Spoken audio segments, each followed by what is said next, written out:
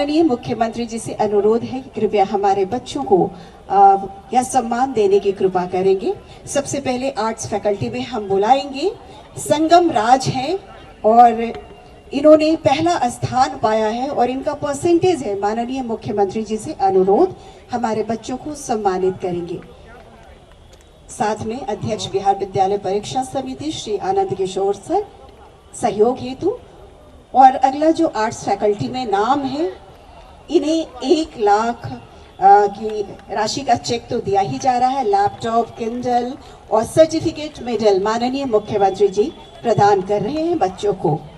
Intermediate annual examination 2022 top 3 rankers, rank holders सम्मानित हो रहे हैं। और आर्ट्स स्ट्रीम में दूसरा जो नाम है वो है श्रेया कुमारी का। श्रेया कुमारी दूसरा नाम, सेकेंड रैंक इनका है। इनका परसेंटेज है 94.2%। जोरदार ताली होनी चाहिए आप सबकी ओर से।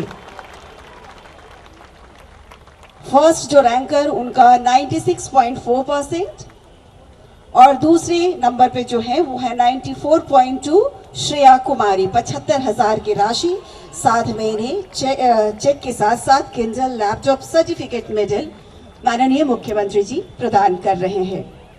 और अगला नाम है रीतिका रत्ना का। 2 लड़कियां बाजी मारी है, जोरदार ताली होनी चाहिए। 94%, तीसरा स्थान, तीसरा रैंक इनका आर्ट्स फैकल्टी में और इन्हें 50,000 का चेक, लैपटॉप, किंडल, सर्टिफिकेट और मेडल। अब कॉमर्स स्ट्रीम के बच्चे आएंगे, लेकिन उसके पहले आप देख रहे हैं रीतिका रत्ना है, माननीय मुख्यमंत्री जी उन्हें सम्मानित कर रहे हैं। और अगला नाम है कॉमर्स स्ट्रीम में अंकित कुमार गुप्ता। जोरदार ताली अंकित कुमार गुप्ता के लिए। कॉमर्स स्ट्रीम में और इनका 94.6% है, फर्स्ट रैंक है इनका। और इनके बाद आएंगे विनीत सिन्हा। हम आपको बताएं कि 2 बच्चे सेकंड रैंक पर रहे हैं, दोनों के लिए जोरदार ताली। विनीत सिन्हा और इनके बाद आएंगे पीयूष कुमार। फिलहाल विनीत सिन्हा दूसरे स्थान पर 75,000 का ये चेक और साथ ही साथ किंडल, लैपटॉप, सर्टिफिकेट, मेडल बच्चों को माननीय मुख्यमंत्री जी दे रहे हैं। ये कॉमर्स स्ट्रीम है। और इसके बाद पीयूष कुमार है, इनका भी दूसरा रैंक है। और तालियों में कंजूसी नहीं, हमारे अपने बिहार के ये बच्चे हैं। Piyush Kumar, total marks 472, 94.4%। 2 बच्चे दूसरे रैंक पर। और उसके बाद तीसरा जो स्थान पाया है जिन्होंने, मुस्कान सिंह। मुस्कान सिंह 94%, तीसरा स्थान। जोरदार ताली कॉमर्स स्ट्रीम में। और हम आपको बताएं कि तीसरे स्थान पर 2 बच्चे रहे हैं और दोनों की दोनों लड़कियां ही हैं। अंजलि कुमारी है इनके बाद। दोनों लड़कियों के लिए, दोनों छात्राओं के लिए जोरदार ताली। और तीसरे स्थान पर जो बच्चे हैं, जो लड़कियां हैं, 50,000 का इन्हें cheque, laptop, Kindle, certificate, medal, ये सब कुछ प्राप्त हो रहा है। इसके बाद साइंस स्ट्रीम। और साइंस स्ट्रीम में पहले स्थान पर जो पहले रैंकर, हम आपको बताएं कि 2 बच्चे पहले स्थान पर रहे हैं 94.4% के साथ। सौरभ कुमार, जोरदार ताली सौरभ के लिए। इन्हें 1 लाख रुपए का cheque, laptop, Kindle, certificate, medal, ये सब कुछ माननीय मुख्यमंत्री जी दे रहे हैं। और जो दूसरा है फर्स्ट रैंकर ही बच्चा, वो है अर्जुन कुमार। अर्जुन कुमार, इन्हें भी 94.4% प्राप्त हुआ है। और उसके बाद दूसरे रैंक होल्डर हैं राज रंजन साइंस स्ट्रीम में हम बच्चों को सम्मानित कर रहे हैं। माननीय मुख्यमंत्री जी सम्मानित कर रहे हैं राज रंजन 94.2%। जोरदार ताली इनके लिए भी।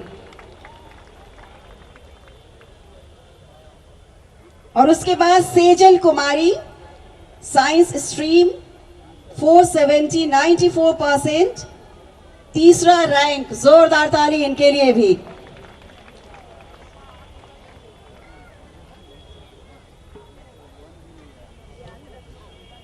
हम चाहेंगे कि हमारी सभी बच्चों के लिए एक बार आप जोरदार ताली बजाकर उन्हें शुभकामना दें, धन्यवाद दें। जी हाँ, बहुत आभार माननीय मुख्यमंत्री जी के प्रति हम प्रकट करते हैं। इस अवसर पर माननीय मुख्यमंत्री महोदय को जल जीवन हरियाली संदेश पर आधारित इस खूबसूरत स्मृति चिन्ह देकर उनका अभिनंदन करें।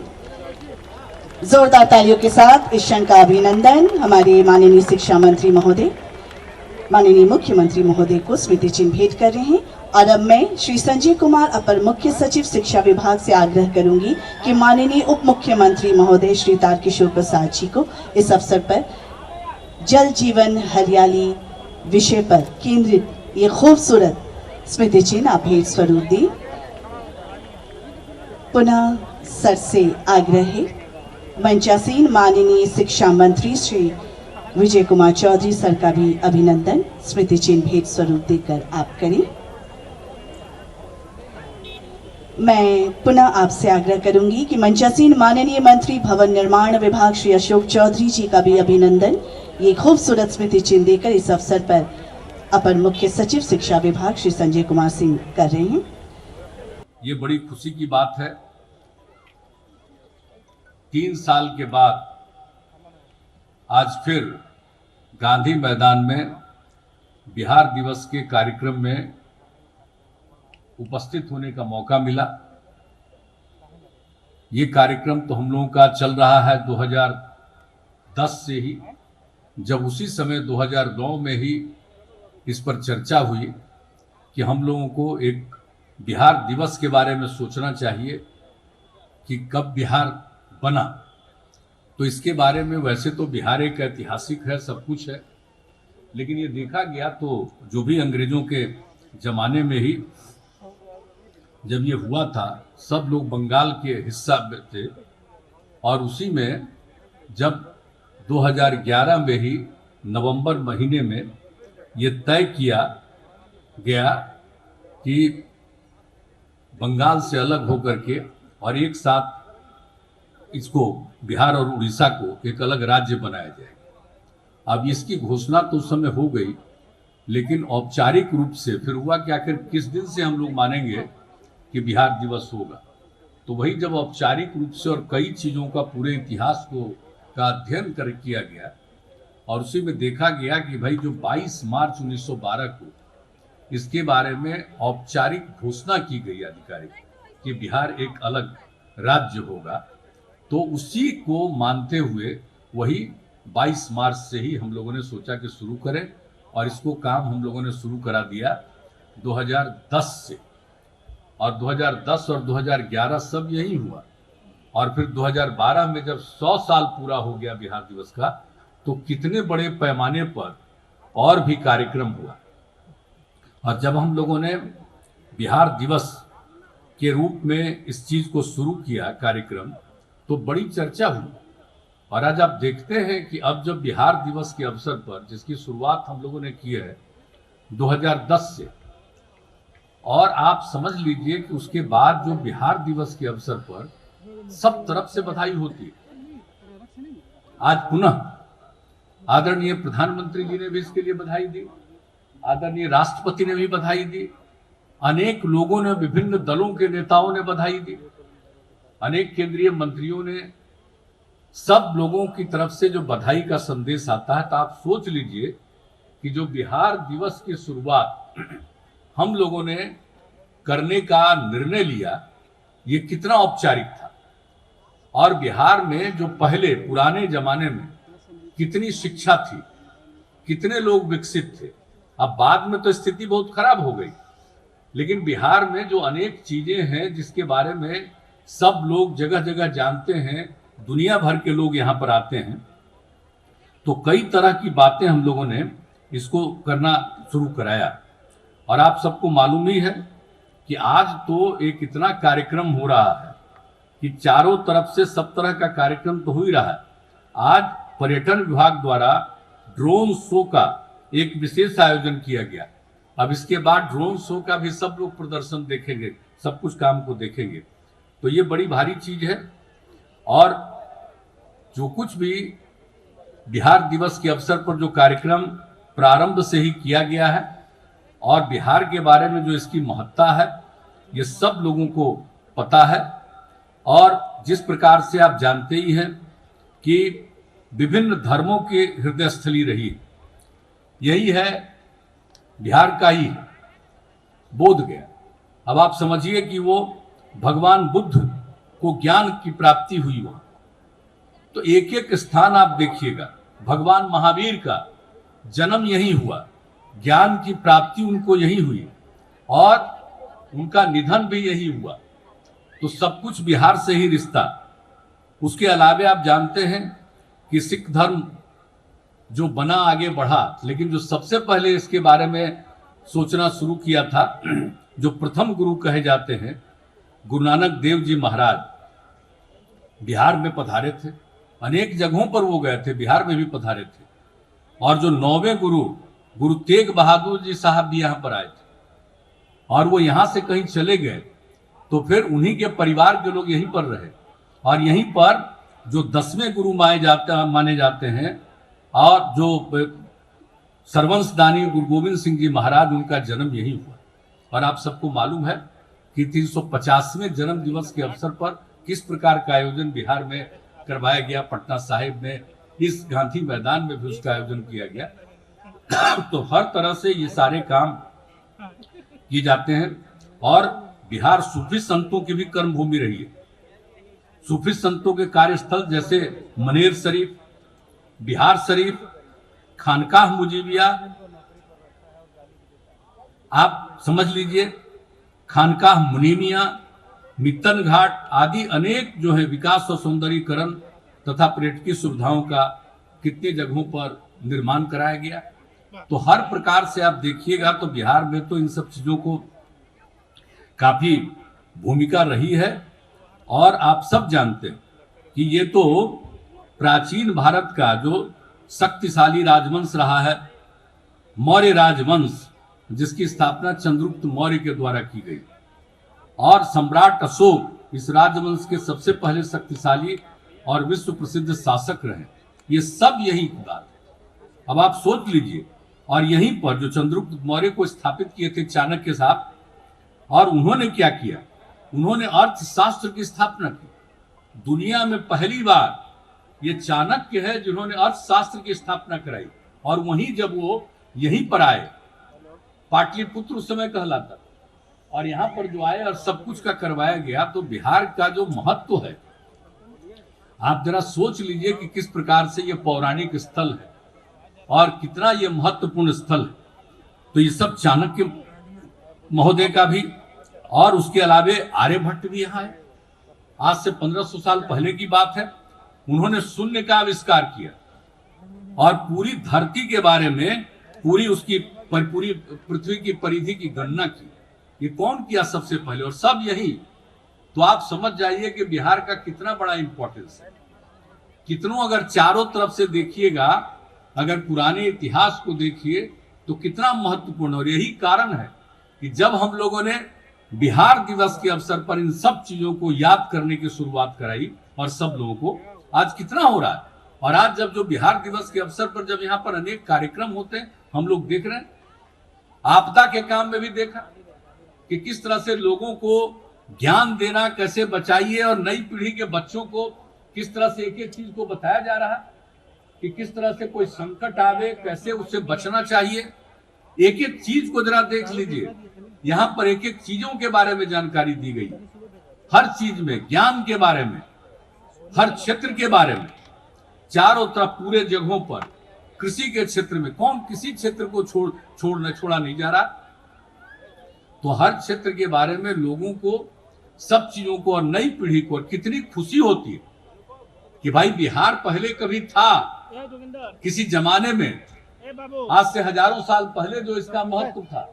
आज जरा देखिए, अब जो कोशिश हम लोग कर रहे हैं, तब जो नई पीढ़ी के बच्चे और बच्चियों को देखते हैं कि कितना तेजी से आगे आ रहा है। जिस काम की हम लोगों ने कहा कि इसकी शुरुआत कराइए बच्चे और बच्चियों को, तो पूरे परिवार के लोगों को अलर्ट करेंगे। किसी तरह से कोई संकट आने की स्थिति होगी तो एक एक चीज को देख लीजिए, अब कितना ज्यादा सब कुछ है। तो ये सब आज किया जा रहा है और हर प्रकार से हम लोगों की तरफ से ये कोशिश हो रही है। और आप जानते ही हैं कि यहाँ पर तो कितना ज्यादा सब कुछ हुआ। विश्वविद्यालय, नालंदा विश्वविद्यालय, कितना पौराणिक विश्वविद्यालय, विक्रमशिला विश्वविद्यालय।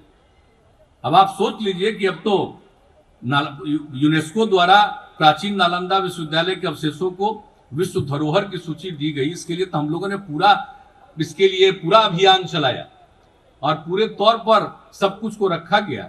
तब कितना महत्वपूर्ण है ज्ञान के मामले में, यहाँ कितना लोग अध्ययन करते थे। तो इन सब चीजों को देखते हुए एक एक चीज के बारे में आप समझ सकते हैं कि हर प्रकार से तो। और पिछले जब से हम लोगों को मौका मिला है, तो हम लोगों ने तो किया 10 में, जब हम लोगों को मौका मिला 5, तब से ही हम लोगों ने विकास के काम के लिए प्रारंभ किया। समाज के हर तबके के उत्थान के लिए काम किया, जो समाज में पीछे है उसको आगे बढ़ाने के लिए काम किया। महिलाओं का मामला हो, अनुसूचित जाति जनजाति का, अति पिछड़ों का, अल्पसंख्यक समुदाय का और समाज के हर तबके के विकास के लिए जो हम लोगों ने प्रारंभ से काम किया। क्या स्थिति थी बिहार की, उसके पहले क्या स्थिति थी, कितने लोग पढ़ पाते थे, कहां घूम पाते थे। आज तो शाम में देखिए इतने लोग हैं। जरा याद करिए, हम लोगों के पहले शाम होते घर से निकलने का कोई हिम्मत करता था, जो स्थिति थी। अब उसके बाद जो पूरे तौर पर एक वातावरण बनाया गया, और उसके बाद आप देख लीजिए कि अब किस तरह का माहौल बना। कितने लोग अब ज्ञान को की प्राप्ति के लिए कितना लोग पढ़ रहे हैं, कितने लोग आगे जा रहे हैं। पहले कितने लोग पढ़ पाते, लड़कियां कितना पढ़ पाती, क्या हालत। हम लोगों ने पोशाक योजना, साइकिल योजना सबकी शुरुआत की, क्या खुशी हुई। महिलाओं के उत्थान के लिए, लड़कियों को आगे बढ़ाने के लिए तो काम ही किया। और आप जानते हैं कि बिहार तो धीरे धीरे नीचे चला गया। हम बहुत पीछे हैं, अभी हम बहुत आगे कोशिश कर रहे हैं। लेकिन कुल मिलाकर के अगर आप देखिएगा आबादी के दृष्टिकोण से, तो पूरे देश में जितने राज्य हैं, तो क्षेत्रफल के हिसाब से हम 12वें नंबर पर, लेकिन आबादी के दृष्टिकोण से 3रे नंबर पर। 1 वर्ग किलोमीटर में जितनी आबादी बिहार में है, उतनी आबादी देश के किसी हिस्से में नहीं है, शायद दुनिया में भी उतना नहीं है यह स्थिति। तो हम लोग तो बहुत आगे थे, अब बहुत पीछे चले गए। तो फिर इसको आगे बढ़ाने के लिए जो सब काम किया जा रहा है, अब कितना सब कुछ किया जा रहा है। प्रजनन दर घट रहा है ना, पहले कितना ज्यादा प्रजनन दर था। यही देखा गया कि अगर लड़कियां पढ़ेंगी तो प्रजनन दर घटेगा। पति पत्नी में पत्नी अगर मैट्रिक पास देश भर का, तो प्रजनन दर 2 के करीब। और हमारे बिहार में भी अगर पति पत्नी में पत्नी मैट्रिक पास थी, तो देखा गया कि उसका भी प्रजनन दर 2। और अगर पति पत्नी में इंटर पास है, तो देश में प्रजनन दर 1.7 और उसी के करीब बिहार में भी। तो उसी समय ये लगा कि अगर हम अपनी बच्चियों को खूब आगे पढ़ाएं और कम से कम इंटर तक तो जरूर सबको पढ़ा देंगे, तो प्रजनन दर घटेगा। और आज आपको मालूम है, जब काम करने का हम लोगों को मौका मिला, तो यहाँ प्रजनन दर क्या था, 4.3। अब घटते घटते 3 पर पहुंच गया है, और बहुत जल्दी हम लोग इसको 2 पर ले जाएंगे। तो ये सब काम में लगे हुए, तो हर प्रकार से कोशिश चल रही है। और मुझे आज बहुत प्रसन्नता हुई है, जो हम बच्चे और बच्चियों को देख रहे हैं, जितना ज्यादा उसको समझ आ रही है, जितना कोई काम कर रहा है, ये खुशी की बात है। हम अभी और आगे बढ़ेंगे और बहुत तेजी से आगे बढ़ेंगे, लेकिन इसके लिए जरूरी है भाई कि आपस में प्रेम और भाईचारे का भाव होना चाहिए। बहुत लोग आपस में झगड़ा कराने में लगा रहता, तो कुछ लोग तो गड़बड़ होता ही है। चंद लोग तो गड़बड़ होता ही है, दुनिया भर में होता है गड़बड़, लेकिन वो गड़बड़ लोगों के चक्कर में नहीं रहना, प्रेम का और भाईचारे का माहौल कायम रखना। तो आप देखिएगा कि और जितना तेजी से आगे बढ़ रहा ये हम लोगों का राज्य और तेजी से आगे बढ़ेगा। तो जो पहले का इतिहास सबको मालूम होना चाहिए और अब जो किया जा रहा है और कैसे और बेहतर ढंग से आगे बढ़ाएंगे, सब कुछ काम होगा। अब पहले कितना था, अब सड़क पुल पुलिया बताइए, हर घर नल का जल, एक एक चीज, हर घर तक बिजली, कौन कौन सा काम हम लोग कर रहे किया है हम लोगों ने।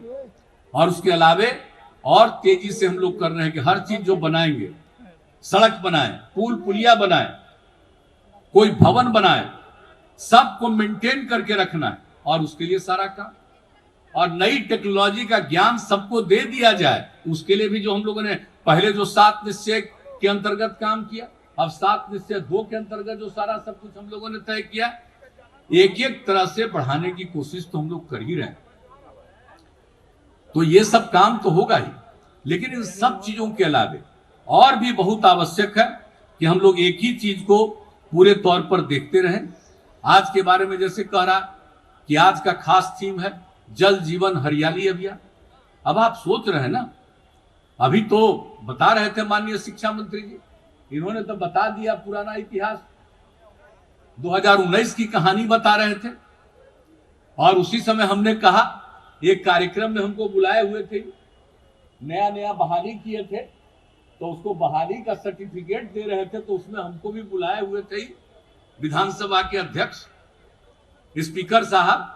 तो उसमें हम सब करते रहे, लेकिन उसी समय हमने कहा कि भाई एक जो सबसे जरूरी चीज है, वो जरूरी चीज है कि लोगों को जागरूक करना बहुत आवश्यक है। जलवायु परिवर्तन, दुनिया भर में जो जलवायु परिवर्तन की चर्चा हो रही और नीचे जा रहा, हम लोगों को अपने यहाँ के बारे में सोचना पड़ेगा। और आप सोच लीजिए कि जो स्थिति आ रही थी तो उसी को देखते हुए हम लोगों ने किया। और जैसा इन्होंने कहा कि एक दिन मीटिंग रखी गई और जुलाई महीने में, और पूरा दिन भर कार्यक्रम हुआ, एमएलए एमएलसी सारे लोग भाग लिए और एक एक बात की चर्चा हुई। और उसी दिन सब लोगों की बात करने के बाद हमने अनाउंस किया था कि हम लोगों ने बिहार में इसको आगे बढ़ाने के लिए, जलवायु परिवर्तन को खत्म करने के लिए, जो जलवायु परिवर्तन हो रहा और इसके लिए हम लोग रक्षा के लिए जो काम करेंगे, तो उसका नामकरण हम लोगों ने किया जल डैश जीवन डैश हरियाली। और कहा कि अगर जल है सुरक्षित और हरियाली सुरक्षित है तभी जीवन सुरक्षित रहेगा। अगर जल असुरक्षित होगा, हरियाली असुरक्षित होगा, तो जीवन नहीं बचेगा, चाहे वो किसी का भी सवाल हो। तो इसीलिए पशु पक्षी हो, जीव जंतु हो, इंसान हो, हर किसी के जीवन की सुरक्षा के लिए ये बहुत आवश्यक। तो ये काम हम लोगों ने उस समय जो किया, उसके बाद इसके बारे में पूरी तैयारी करके कि आखिर जल जीवन हरियाली का क्या अंश होगा, 11 हिस्सा बनाया गया उसका, और 11 हिस्सा एक एक चीज को बना करके, और इसके लिए हम लोगों ने उसी समय तय किया 24,000 करोड़ रुपए का कि राज्य सरकार की तरफ से इस काम को शुरू किया जाएगा। और वो काम शुरू किया गया और एक एक काम किया गया। 7 अवयव जल संरक्षण के संबंधित, अब आप जान लीजिए, ये बताना जरूरी है कि अभी तक जितने सार्वजनिक पोखर, तालाब, आहर, पईन जो अतिक्रमित थे, उनको अतिक्रमण से मुक्त किया गया। अब उसकी संख्या अब हो गई है 16,680 सार्वजनिक पोखर, तालाबों, आहर, पईनों को अतिक्रमण से मुक्त कराया गया। उसके बाद जो भी था कि 8,595 तालाब, पोखर, 22,453 आहर, पईन का जीर्णोद्धार कराया गया, यानी अतिक्रमण से मुक्त किया गया, जीर्णोद्धार कराया गया। ये सब काम जो हम लोगों ने उसके जल जीवन हरियाली अभियान का हिस्सा बनाया। और उसके अलावे 14,859 कुओं का जीर्णोद्धार कराया गया, कुओं तथा चापाकल के पास। और ये हम लोगों ने क्या तय किया था कि सोख्ता का निर्माण कराएंगे कुआं और चापाकल के पास। तो कुओं तथा चापाकल के पास 1,29,336 सोख्ता का निर्माण कराया गया। और उसके अलावे आप समझ रहे हैं कि चेक डैम 7,657 चेक डैम का निर्माण, कितने तरह के काम और किए जा रहे हैं। आपको मालूम है कि जो कुछ भी जगह जहां पर पानी की कमी है, आप सबको मालूम है कि उसके लिए काम हो रहा जो भी है। आप सबको मालूम है बोध गया,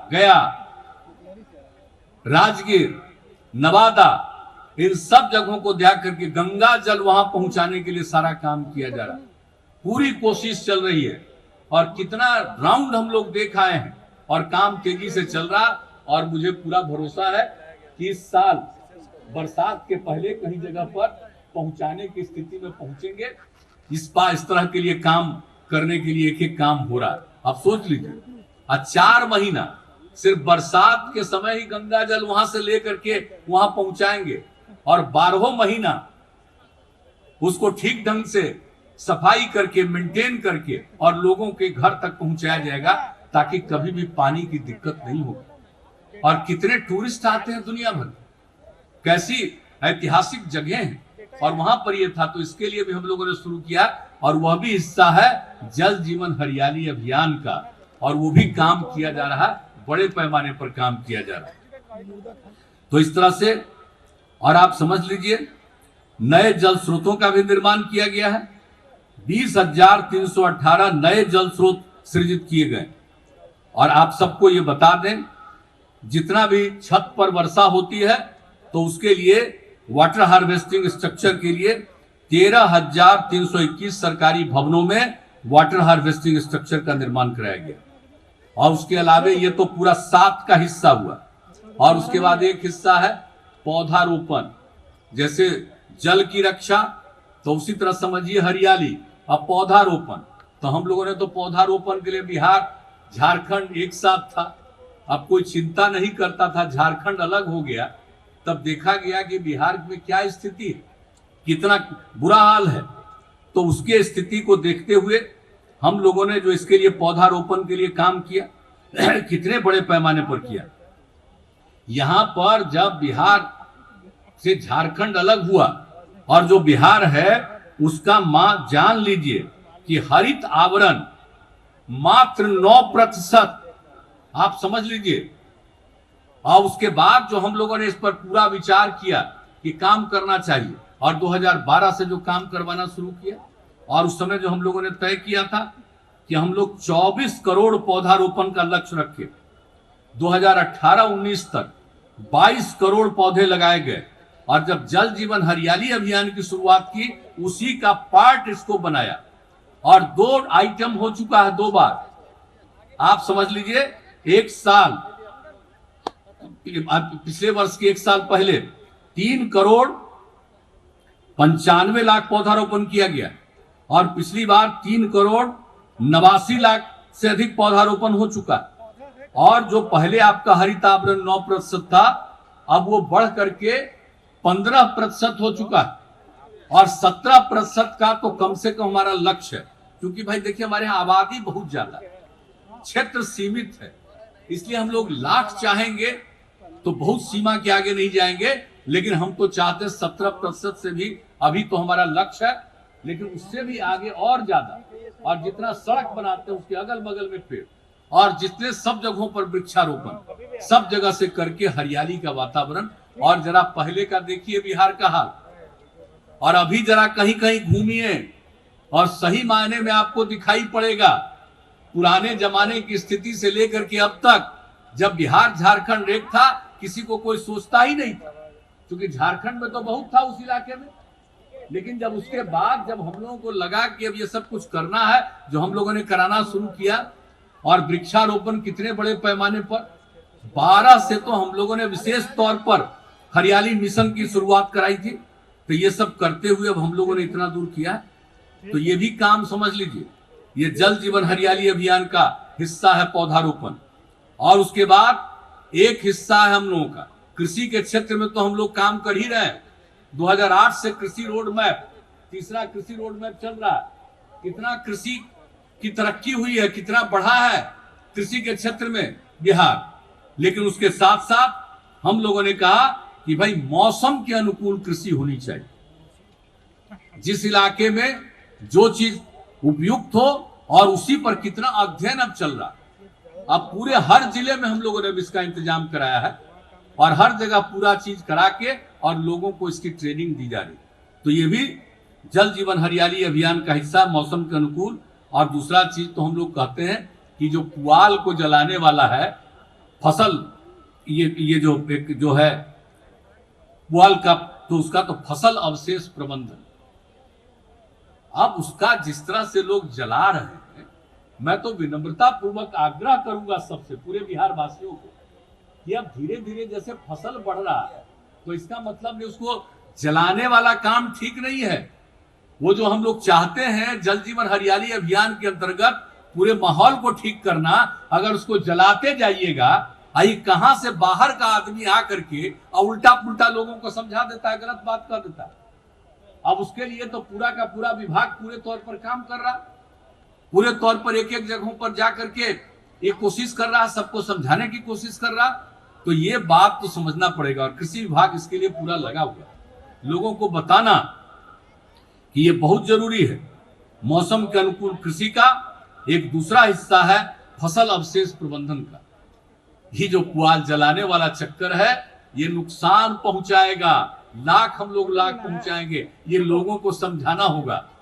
जैसे एक तरफ हम लोग लाभ दे रहे हैं और दूसरी तरफ कोई ना कोई आदमी, गड़बड़ तरह का आदमी, और वो इस राज्य का नहीं है, वो दूसरे राज्य का आ जाता है, इधर से उधर कुछ करता रहता है।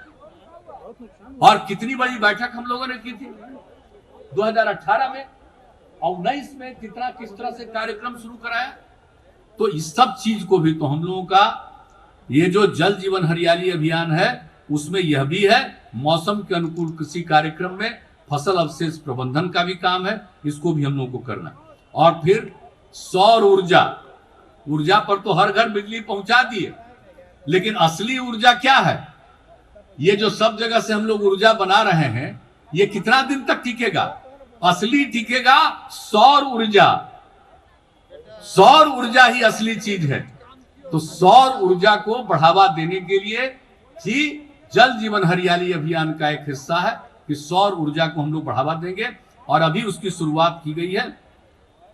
लगभग 2000 सरकारी भवनों पर सौर ऊर्जा अधिस्थापित किया गया। वो धीरे धीरे इस काम को करने की कोशिश हो रही है कि लोग समझ लें कि ओरिजिनल चीज कौन है, सौर ऊर्जा। तो इसीलिए इसके लिए काम तो ये हुआ 10, और एक है कि इसके लिए निरंतर जल जीवन हरियाली के लिए अभियान चलाना, ये 11वां आइटम। और ये हो रहा, हर महीने मीटिंग करना, हर जगह की खबर लेना, तो ये काम भी हो रहा है। तो इसलिए आज का जो दिवस है, इस दिवस के अवसर पर, बिहार दिवस के अवसर पर, जो आज मुख्य रूप से रखा गया है जल जीवन हरियाली अभियान। तो जल जीवन हरियाली अभियान के लिए जितना काम हो रहा उतना तो सरकार के द्वारा तो करना ही है, लोगों को भी प्रेरित करना है।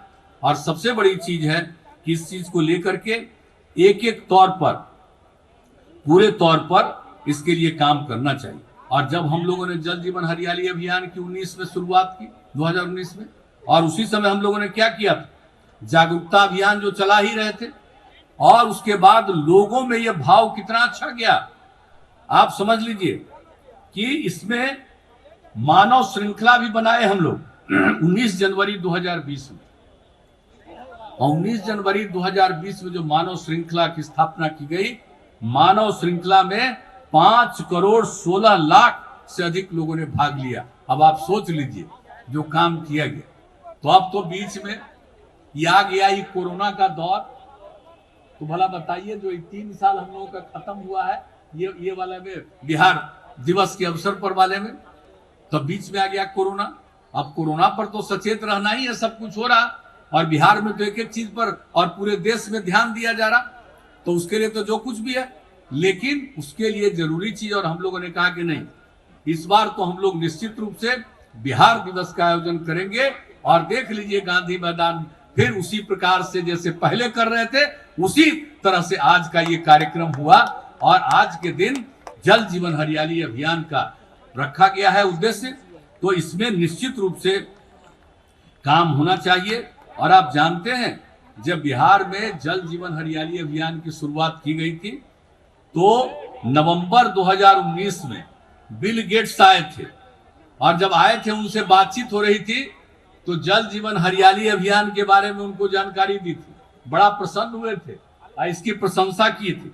और आपको मालूम है 24 सितंबर 2020 में यूनाइटेड नेशंस में उच्च स्तरीय जलवायु परिवर्तन राउंड टेबल कॉन्फ्रेंस में कई देशों के मुख्यमंत्री और जो प्रमुख नेता सब भाग लिए थे, उसमें भी हम लोगों को भी अपनी बात कहने का मौका मिला था और उसी में हम लोगों ने जल जीवन हरियाली अभियान के बारे में सारी बातें कही थी। तो आप सोच सकते हैं कि आज जब बिहार दिवस के अवसर पर फिर से जल जीवन हरियाली अभियान के बारे में कहा जा रहा, सब लोगों को इसके लिए सजग होना है और सचेत होना है और आपस में प्रेम और भाईचारे का माहौल कायम रखना है। और जितना भी हम इतना ही आश्वस्त करेंगे कि हम लोगों का जो कमिटमेंट है बिहार के विकास के लिए, जो समाज के हर तबके के उत्थान के लिए और विकास के लिए काम कर रहे हैं, वो काम तो हम लोग निश्चित रूप से करते रहेंगे और बिहार को आगे बढ़ाएंगे। हमारे साथियों ने आप लोगों को बता दिया है कि कितना ज्यादा प्रति व्यक्ति की आय बढ़ी है। हम लोग सब तरह से सारा काम कर रहे हैं, वो काम तो करेंगे, लेकिन पर्यावरण के लिए भी बहुत जरूरी है। तो इन सब चीजों में बाकी सब काम तो करते ही हैं।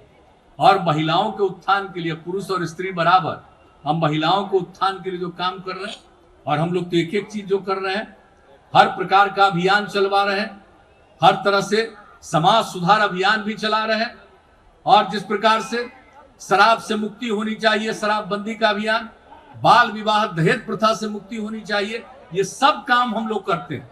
तो विकास का भी काम करते हैं, पर्यावरण के संरक्षण का भी काम करते हैं और हर के मन में एकता आए और हर प्रकार से जागृति पैदा हो, इसके लिए भी हम लोग प्रयास करते रहते हैं। तो आज के इस अवसर पर मैं पुनः आप सब लोगों को बधाई देता हूं और एक एक चीज को ध्यान रखिए। और मैं तीसरी बार कहता हूं कि जरूरी है कि आपस में प्रेम का और भाईचारे का भाव रहे, मिल करके आगे बढ़ें और बिहार को आगे बढ़ाएं, देश को आगे बढ़ाएं और अपने इतिहास को फिर से जागरूक कर दें।